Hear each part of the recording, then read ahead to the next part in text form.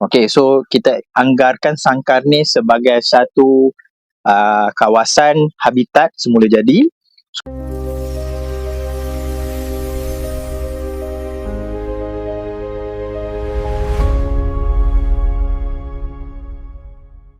Okey, sekarang cikgu akan tunjukkan simulasi bagaimana kaedah tangkap, tanda, lepas dan tangkap semula dijalankan. Okey, so kita anggarkan Sangkar ni sebagai satu kawasan habitat semula jadi. So di dalam ni ada sekumpulan burung puyuh yang kita tak tahu berapa bilangan sebenarnya. Okey, apa yang ahli ekologi buat adalah mereka akan buat tangkapan secara rawak. So kaedah anggaran ni mesti membuat tangkapan secara rawak. Okey, katakan cikgu dah tangkap burung puyuh. Okey. So burung puyuh yang kita tangkap ni kita akan tandakan. Okey, so sama ada kita gelangkan dekat kaki dia ataupun kita letak sesuatu. Jadi yang paling sesuai adalah dekat bahagian kaki lah.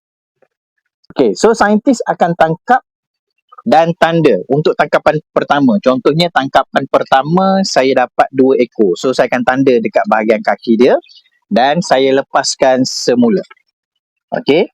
So bila dilepaskan, dia kena ada tempoh tertentu supaya haiwan yang ditangkap tu mempunyai masa untuk bercampur dalam populasi sebenar dia. Dan kita mesti tangkap dan lepas dekat kawasan yang sama. Kita tak boleh tangkap dekat kawasan A dan lepas dekat kawasan B. Mesti lepaskan dekat kawasan A juga. Okey, kemudian selepas beberapa tempoh katakan seminggu ke sebulan ke, ahli ekologi akan buat tangkapan yang kedua pula. Okey, katakan tangkapan yang kedua, dia tangkap lagi burung puyuh dekat kawasan yang sama. Okey. So katakan tangkapan yang pertama tadi ada 3 ekor. Okey. Dan kesemua 3 ekor tadi ditandakan. Bila buat tangkapan yang kedua, katakan tangkapan yang kedua ada 5 ekor burung puyuh. Okey, itu tangkapan yang kedua. Kemudian, itu tangkap semula. Maksudnya tadi kita tangkap, kita tanda, lepas tu kita lepas. Kemudian, kita tangkap semula. Dalam tangkapan semula, katakan tangkapan kedua tu ada 5 ekor. Okey. So, daripada 5 ekor tu, ahli ekologi akan kira berapa ekor yang bertanda. So, katakan daripada tangkapan kedua tu, daripada 5 ekor, 3 ekornya adalah 2 ekor adalah yang bertanda. Jadi bagaimana saintis menganggarkan bilangan populasi puyuh tadi berdasarkan tangkapan pertama dan juga tangkapan kedua. Jadi dia ada formula dia. Formulanya adalah saiz populasi bersamaan dengan tangkapan pertama darab dengan tangkapan yang kedua dibahagikan dengan jumlah yang bertanda dalam tangkapan yang kedua. Okey, tadi cikgu bagi tahu tangkapan pertama ada 3 ekor.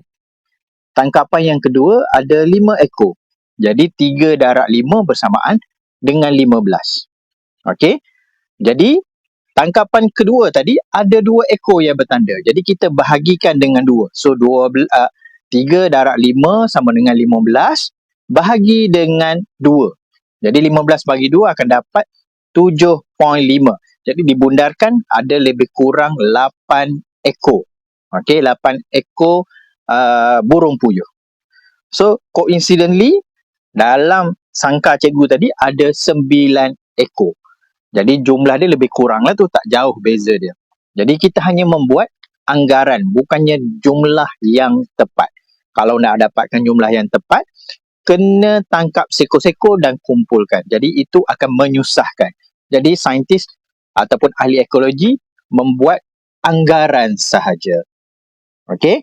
So anda boleh tonton video ini untuk penerangan yang lebih baik berdasarkan apa yang terkandung dalam buku teks. Cikgu hanya tunjukkan simulasi sahaja.